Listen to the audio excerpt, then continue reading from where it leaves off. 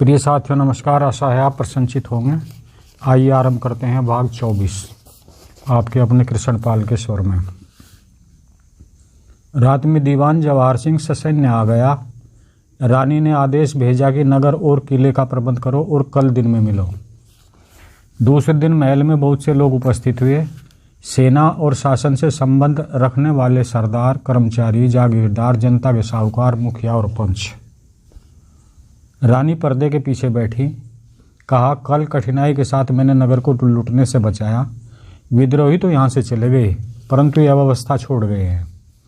डकैती और लूटमार बढ़ने का बहुत भय है। मैं चाहती हूँ जनता त्रस्त न होने पाए। इसीलिए मैंने झांसी राज्य के पुराने जागीरदारों और सरदारों को कुछ सेना लेकर बुलवाया है, जिससे अव्यवस्था न रहने पाए। आप लोगों को और जनता के मुखिया पंचों को सम्मति के लिए बुलवाया है। बताइए आप क्या करना चाहिए। गार्डन के सरिश्तेदार ने सलाह दी। बलवे की सूचना जबलपुर के कमिश्नर को देकर अंग्रेजों की ओर से रानी साहब शासन संभालें। काछियों के मुखिया ने कहा, हमें नहीं चाहिए कऊ राज झांसी में। करें राज तो हमारी भाई साहब, ना करें तो हमारी भाई साहब। तेलियों के सरपंच ने मत प्रकट किया, हमें तो अपनो पुरानो राज लौटाने चाहे थी इत्ते की उत्ते है जाए। प्रमुख साहूकार बोला, बाट जोते जोते आंख पथरा गई। आज कितनी मान्यताओं के बाद यह दिन देखने को मिला। हम लोग तो अपना राज्य चाहते हैं। चमारों के मुखिया ने कहा, राज भाई साहब को और फिर भाई साहब को और हम सब भाई साहब के। मोरोपंत ने जनमत का समर्थन किया। एक लक्ष्मण राव पांडे नामक चतुरकाइया भी उसमें था। वरद नाना भोपटकर ने कहा, जो अब भी काफ़ी स्वस्थ था, कहा, हम लोग सरिश्तेदार साहब की सलाह पर भी विचार करेंगे। इस समय इतना तो अवश्य तय कर लेना चाहिए कि राज्य का सर्वांगीण शासन भाई साहब के हाथ में रहे और सब लोग अपने को उनकी प्रजा मानकर दृढ़तापूर्वक अपने जीवन का निर्वाह करें। उपस्थित जनता ने हर्ष और उत्साह के साथ इस मत को स्वीकार किया। रानी बोली, आप लोग जो भार मुझे दे रहे हैं, मैं अपना गौरव समझती हूँ और परमात्मा की कृपा से उसको निभाऊंगी। लोगों ने जयकार की। गुलाम गोश खां तोपची हाथ बांधकर खड़ा हो गया। उसने कहा, श्रीमंत सरकार, मुझको मेरी पुरानी नौकरी मिलनी चाहिए। रानी उसको पहचानती थी। बोली, तुम सदर तोपची नियुक्त किए जाते हो। सब तोपों को संभालो। जो तोपें खराब कर दी गई हैं उनको ठीक करो। जो आज्ञा। गुलाम गोश खां ने गदगद होकर कहा, एक विनय और है। 3.5 साल से ऊपर हुए एलिस किले वाले महल में आया और हम लोगों के मन में आशा बंधी कि झांसी के राज्य को लौटाने की चिट्ठी लाया होगा। तब मैंने तोपों में बारूद डाल दी थी सलामी दागने के लिए। आज मुझको अपने मन की करने का हुक्म दिया जाए। रानी ने सुरीले मधुर स्वर में कहा, अभी ऐसा क्या हो गया?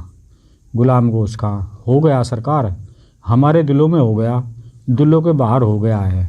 मोरोपंत हो गया है, लक्ष्मण राव हो गया है, नाना भोपटकर हो गया है। उपस्थित जनता ने उसी को दोहराया और जय जयकार की। रानी ने अनुमति दे दी। गुलाम गोश खां थोड़ी देर में तोपों को संभाला। जो चलने लायक थी उसने सलामी दाग दी। जब भीड़ छंट गई, रानी ने एकांत में अपने सरदारों से विचार विमर्श किया। किले पर भगवा झंडा चढ़ा दिया गया। पदाधिकारी नियुक्त किए गए।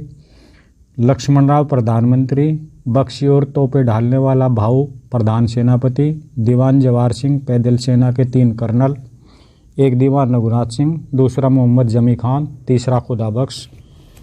घुड़सवारों की प्रधान स्वयं रानी, कर्नल मुंदर, सुंदर और काशीबाई।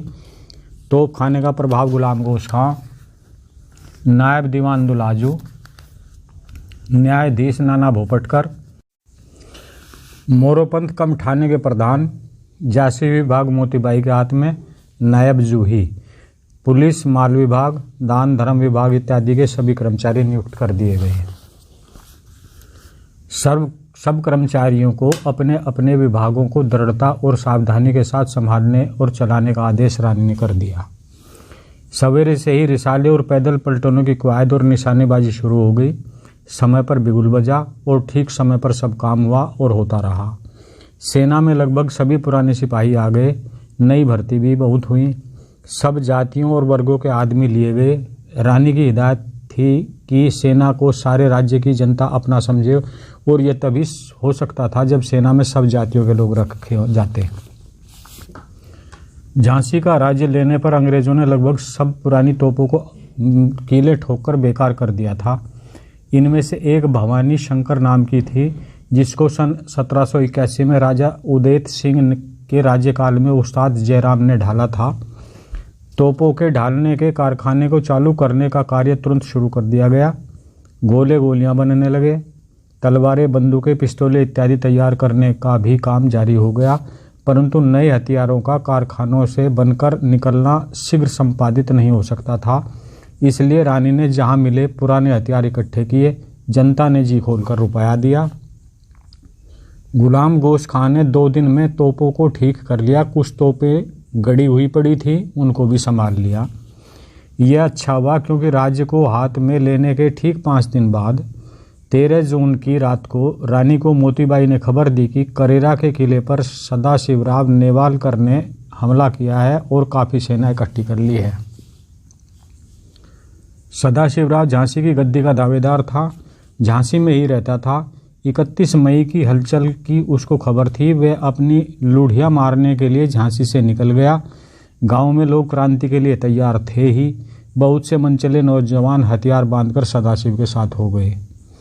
करेरा में थानेदार और तहसीलदार अंग्रेजों की ओर से नियुक्त थे। उनको सदाशिव ने मार भगाया।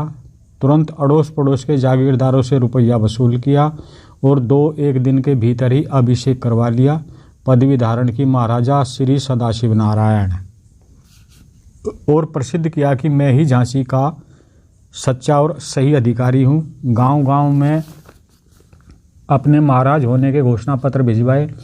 जिसने उनको झांसी का राजा न माना, उसको तुरंत जायदाद जब्त कर ली। ऐसे सपोर्टे के साथ कदम बढ़ाया मानो 2-4 हफ्ते में ही सारे हिंदुस्तान का चक्रवर्ती हो जाएगा। उन्होंने समझा झांसी अनाथ है, एक महज अल्पवयस्क स्त्री के हाथ में है। खबर पाते ही रानी ने तैयारी शुरू कर दी।